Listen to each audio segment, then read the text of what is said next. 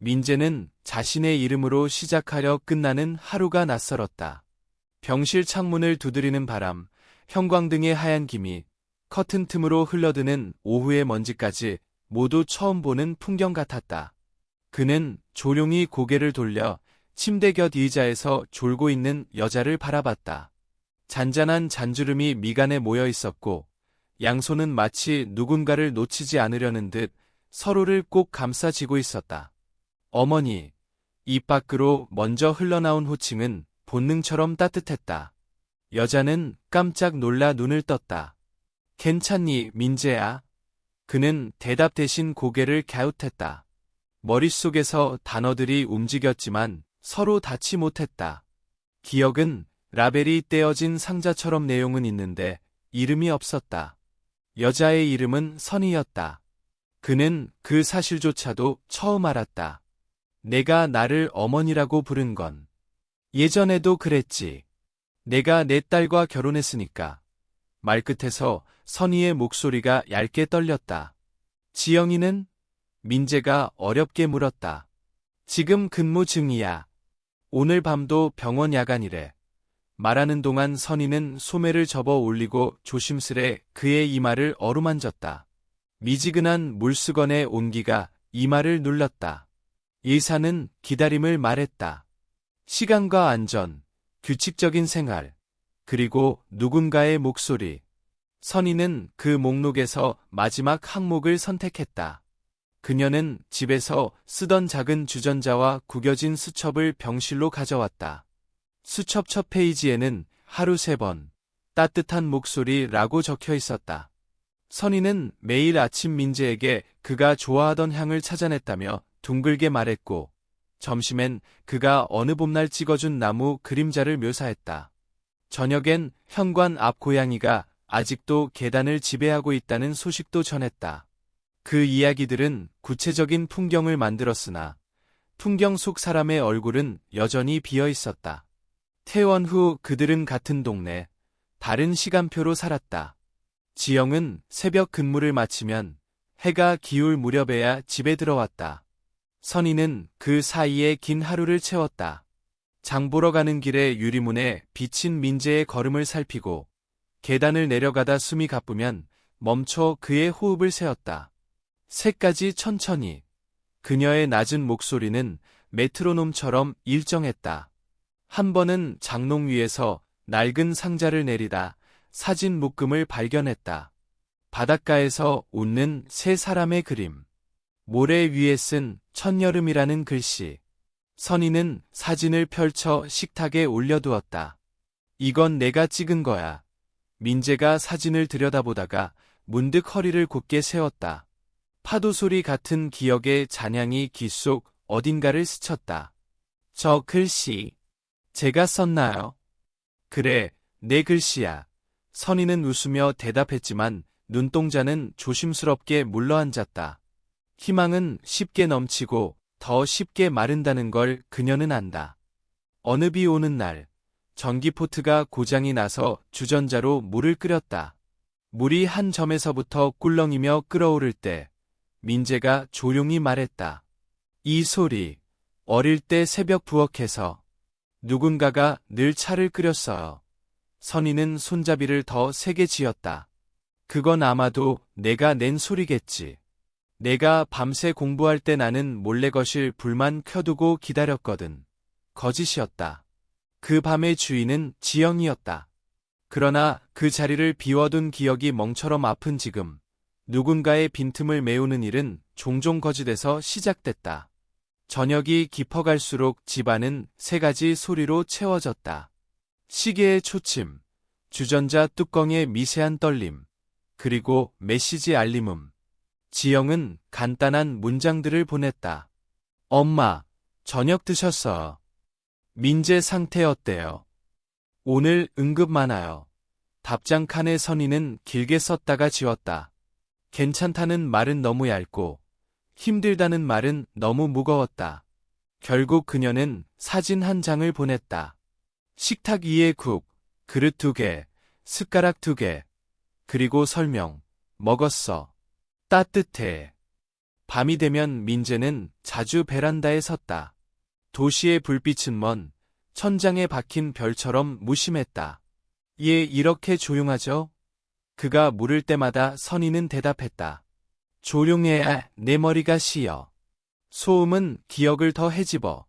그러고는 베란다 문틈으로 스미는 바람을 막으려 조심스레 담요를 그의 어깨에 걸쳤다. 그 동작은 돌봄이었으나 마음속 어딘가에서 다른 이름으로 불렸다. 그녀는 그 이름을 입안에서 여러 번 굴리다 삼켰다. 어느 날 오후, 민재는 거실에서 멈춰 서서 벽에 걸린 시계를 한참 바라보았다. 이 시계, 제가 고쳤나요? 그래. 선희는 숨을 들이켰다. 내가 바늘을 분해해 닫고 기름쳤지. 내 손은 섬세했어. 그의 손가락이 무의식적으로 허공에서 작은 나사를 집어 올리는 모양을 그렸다. 그 순간 시계가 똑딱거리는 소리와 그의 심장 박동이 기묘하게 겹쳤다. 선희는 그 리듬이 자신의 목을 재는 듯 느꼈다. 부엌 창밖으로 석류꽃 같은 노을이 번지던 날, 민재가 선반에서 머그컵을 꺼내다 손잡이를 떨어뜨려 깨뜨렸다. 조각들이 타일 위에서 짤랑거렸다. 그는 멍하니 조각을 바라보다가 갑자기 표정이 흔들렸다. 누가 화냈어요. 내가 이런 걸 깨뜨리면. 선희의 가슴이 덜컥 내려앉았다. 아니야. 그런 일 없어. 정말요? 그의 낮은 목소리는 아이 같았다. 선희는 손등을 포개 그의 손 위에 올렸다. 정말이야. 피부에 닿는 체온이 벼락처럼 스며들었다. 손을 거두는데 몇 초가 더 걸렸다. 그날 밤, 지영이 평소보다 일찍 들어왔다. 문이 열리자마자 소독약 냄새와 비가 엷게 묻어있는 공기가 함께 들어왔다. 오늘 환자 하나 잃었어. 딱 한마디였다. 선희는 딸의 어깨를 감쌌다. 민재는 거실에서 그 말을 들었다. 마음속 어딘가가 이유 없이 저며왔다. 그는 문지방에 서서 두 사람을 바라보았다. 그 시선의 선희는 잠깐 멈칫했다.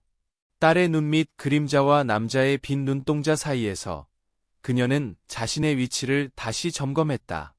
선이 흐릿해지는 것을 그때는 아직 몰랐다. 잠이 들기 전 선희는 수첩에 오늘의 목소리를 기록했다. 주전자, 시계, 비 냄새, 손의 온도, 그리고 마지막 줄에 조용히 적었다. 경계. 그녀는 펜을 덮으려다 망설였다. 한 글자를 더 썼다. 예. 잉크가 번져 작은 점을 만들었다. 그녀는 불을 끄고 누웠지만 어둠 속에서도 그 점이 계속 보였다. 마치 아직 이름 붙지 않은 무언가가 그 점에서부터 조용히 자라나는 것처럼. 그때 초인종이 울렸다. 택배 상자 하나.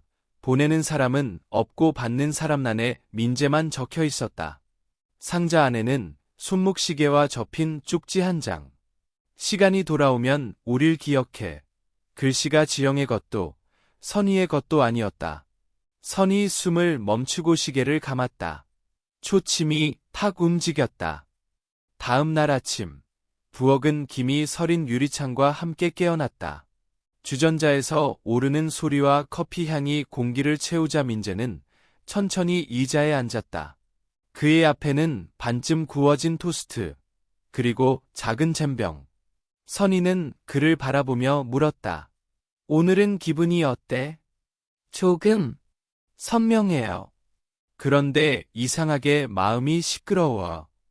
그의 말에 선희는 고개를 끄덕였다. 기억이 돌아오려는 순간은 늘 불안과 함께 온다는 걸 그녀는 알고 있었다.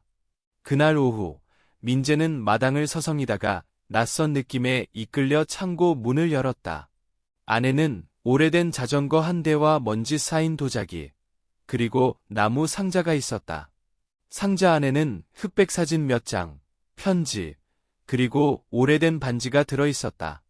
그는 반지를 손끝으로 만졌다. 따뜻하지 않았다.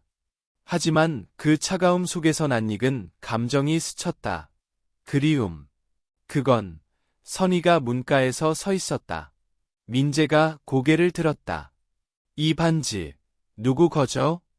지영이 아버지 거야. 그녀의 목소리는 부드러웠지만 깊은 그늘이 깔려 있었다. 그분은? 오래전에 떠났어. 내가 우리 집에 처음 왔던 날도 내가 저 반지를 쥐고 있었지. 그녀는 말을 멈추고 손끝으로 반지를 덮었다. 그날 내가 웃으며 말했어. 이제 어머니는 예롭지 않을 거예요. 기억나? 민재는 답하지 못했다. 하지만 그 말, 어딘가에서 들어본 듯 했다. 저녁 무렵, 지영이 들어왔다. 엄마, 민재 오빠 오늘 어땠어요? 좋았어. 많이 나아졌어. 민재는 소파에 앉아 두 사람의 대화를 들었다. 오빠라는 말이 귀에 닿을 때마다 어딘가 묘하게 아팠다. 이름 하나가 낯설게 느껴지는 건 어쩌면 그 이름이 이제 다른 감정으로 바뀌고 있어서일지도 몰랐다. 밤이 깊자 선이는 것을 불을 껐다. 그런데 문틈으로 새어나오는 빛이 있었다. 민재가 창가에서 그림을 그리고 있었다. 잠이 안 와요. 네, 뭔가 기억이 돌아올 것 같아서요.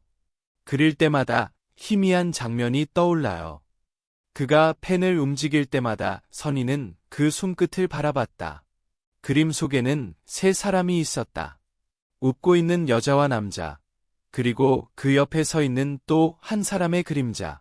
이건 누구죠? 민재가 묻자 선희는 잠시 숨을 고르고 말했다. 그건 나야. 그의 시선이 멈췄다. 그래요. 그랬군요. 둘 사이에 묘한 정적이 흘렀다. 다음 날, 비가 내렸다. 병원에서 검진을 마치고 돌아오는 길, 민재는 선희의 손을 붙잡았다. 고마워요. 이렇게 계속 돌봐주셔서. 난 당연히 해야 할 일을 하는 거야. 그런데요. 그가 잠시 머뭇거리다 말을 이었다. 요즘은 어머니가 아니라 그냥 선희 씨로 보여요. 그 말에 선희의 발걸음이 멈췄다. 빗물이 코트를 적시고 머리카락 끝에서 떨어졌다. 그건 안 돼. 왜요? 지영이가 널 사랑하잖아. 그녀의 사랑이 기억나지 않아요. 그런데 당신의 온기는 기억나요. 그 말에 선희는 눈을 감았다. 그 순간 무언가 오래된 벽이 무너지는 소리가 마음속에서 났다. 하지만 그녀는 아무 말도 하지 않았다. 대신 천천히 손을 놓았다. 집으로 돌아온 후 선희는 혼자 거실에 앉았다. 초인종이 울렸다. 문 앞엔 작은 봉투 하나. 민재, 기억은 언젠가 돌아오겠지만 지금의 마음은 사라지지 않길. 편지 끝엔 이름이 없었다. 그녀는 봉투를 쥔 채 눈을 감았다. 그날 밤, 민재는 꿈을 꾸었다. 바닷가, 하얀 원피스를 입은 여자가 파도 속에서 손을 흔들었다. 돌아와. 그 목소리가 너무 익숙해서 그는 눈을 떴다. 새벽의 어둠 속, 선희가 식탁에 앉아 있었다. 그녀의 눈가엔 울음 자국이 남아 있었다. 무슨 꿈을 꿨어요? 누군가 절 부르고 있었어. 그럼 그 목소리를 따라가야지. 근데 그 목소리가 당신이었어요. 선희는 말없이 창밖을 바라봤다. 비는 그치고 새벽빛이 스며들었다. 그녀는 속삭였다. 기억이 돌아오면 오늘의 마음을 잊겠지. 그는 대답하지 않았다. 대신 그녀의 손등에 조심스레 손을 올렸다. 그럼 지금만이라도 기억할게요. 두 사람은 조용히 그렇게 앉아 있었다. 세상은 이미 깨어났지만 그 새벽은 아직 그들만의 시간이었다. 그리고 시계가 7시를 가리킬 때 현관문이 열렸다. 지영이 돌아왔다. 엄마, 민재 오빠. 그 순간 선희는 손을 천천히 거두며 말했다. 어서 와, 지영아. 민재는 잠시 멈췄다가 미소를 지었다. 지영아. 나 기억이 조금 났어. 선희의 심장은 단 한 번 크게 뛰었다. 그것이 어떤 끝의 시작이었다. 지영은 눈을 크게 떴다. 정말이야? 뭐가 기억났어? 민재는 손가락으로 머리를 짚으며 천천히 말했다. 모래, 파도, 그리고 내가 내 손을 잡았던 감촉. 결혼식 날이었던 것 같아요.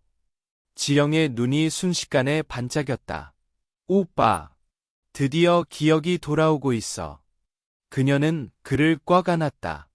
민재는 잠시 멍하니 있었지만 팔을 들어 그녀의 어깨를 감싸 안았다. 그러나 그 순간 그의 시선은 지영의 어깨 너머에서 멈췄다. 선이었다. 그녀는 아무 말 없이 그 장면을 보고 있었다. 얼굴엔 따뜻한 미소가 있었지만 눈빛 깊은 곳에는 얼음처럼 고요한 슬픔이 자리했다. 며칠이 지났다. 민재의 기억은 점점 조각들을 되찾고 있었다. 첫 만남, 결혼식, 여행, 그리고 작은 다툼들. 하지만 이상하게도 기억이 돌아올수록 선희의 모습이 더 또렷하게 떠올랐다. 그녀가 병실에서 물수건을 짜던 손, 식탁에서 조용히 국을 떠주던 표정, 창문을 닫으며 속삭이던 목소리. 그 모든 것이 머릿속에 남아 있었다. 어느 날 밤, 민재는 잠에서 깨어났다. 꿈속에서 그는 다시 바닷가에 있었다. 이번엔 선희가 있었다. 하얀 원피스, 바람에 흩날리는 머리카락, 그리고 그 미소. 돌아와요, 민재 씨. 그는 숨이 막혀 눈을 떴다. 거실 불빛이 새어 나오고 있었다. 조심스레 걸어가니 선희가 혼자 앉아 있었다. 또 잠이 안 오나 보네. 그녀가 말했다. 네, 선희 씨. 아직도 그렇게 부르네. 이젠 그냥 어머니라고 해도 돼. 아니요. 민재가 고개를 저었다. 이제 그 이름을 부를 수가 없어. 그녀는 손에 들고 있던 찻잔을 내려놓았다. 민재 씨, 당신 기억 돌아왔잖아요. 이제 예전처럼 살면 돼. 지영이 곁으로 돌아가. 그게 쉽지가 않아요. 당신이 마음속에서 떠나질 않아요. 순간 공기가 멈췄다. 벽식의 초침마저 조용해진 것 같았다. 그런 말 하지 마. 선희는 낮게 말했다. 그건 잘못된 거야. 잘못인 줄 알아요. 하지만 그때 병실에서 내가 아무것도 기억하지 못하던 시절, 당신이 나를 살렸어요. 그건 단순한 돌봄이 아니었어요. 그녀는 눈을 감았다. 그건 사랑이 아니라 연민이었을 뿐. 아니요. 그의 목소리가 단단해졌다. 그건 온기였어요. 내가 살아있다고 느끼게 해준 유일한 순간이었어요. 선희는 그 말을 듣고 천천히 일어섰다. 민재 씨, 당신이 나를 그렇게 보게 된 건 기억이 불완전해서 그래. 진짜 기억이 다 돌아오면 이 감정은 사라질 거야. 그럼 기억이 다 돌아오면 당신을 잊게 될까요? 그래야 해. 그녀는 말을 마치고 등을 돌렸다. 하지만 문을 열기 전 조용히 덧붙였다. 사람은 가끔 잃어버린 동안에만 진심을 본다. 하지만 그건 돌아온 뒤엔 지워야 하는 거야. 다음 날, 지영이 출근한 후 선희는 병원에 들렀다. 의사는 미소를 지으며 말했다. 좋은 소식이에요. 그의 뇌파도 안정되고 단기 기억과 장기 기억이 거의 다 복원됐습니다. 그녀는 고개를 끄덕였다. 그렇군요. 하지만 가족분이 조심해야 합니다. 기억이 완전히 돌아오면 사고 후의 일들을 꿈처럼 잊는 경우도 있습니다. 잊는다고요? 네, 뇌는 자신을 지키기 위해 기억을 덮을 수도 있습니다. 집으로 돌아오는 길, 선희는 걸음을 멈췄다. 바람이 머리칼을 흩날리고 그녀는 속삭였다. 그럼 나도 그 꿈의 일부였겠네. 그날 밤, 민재는 다시 꿈을 꾸었다. 이번엔 어둠 속에서 한 여자가 손을 흔들었다. 기억해요. 그 따뜻함을. 그는 가까이 다가가려 했지만 파도 소리에 묻혀 목소리가 사라졌다. 눈을 떴을 때 거실 불이 켜져 있었다. 선희가 테이블 위에 편지 한 장을 두고 있었다. 그녀는 고개를 들지 않았다. 이건 뭐예요? 그냥 내가 떠나기 전에 두고 가는 말이야. 떠나요? 응. 지영이와 널 위해서. 나에겐 이제 자리가 없어. 민재는 편지를 붙잡았다. 가지 마요. 이제 다 끝났어. 너의 기억이 돌아왔으니까. 그럼 내 마음은요? 그녀는 그를 잠시 바라봤다. 그건 잊어야지. 문이 닫히는 소리가 났다. 그리고 다시 시계의 초침이 움직였다. 민재는 편지를 열었다. 내가 나를 잊더라도 나는 내가 살아난 그날을 잊지 않을 거야. 사랑은 기억에 남지 않아도 존재로 남는다. 그는 고개를 숙였다. 그리고 처음으로 울었다. 그 눈물엔 추억도, 후회도, 그리고 미묘한 해방감도 섞여 있었다. 밖에서는 봄비가 조용히 내리고 있었다.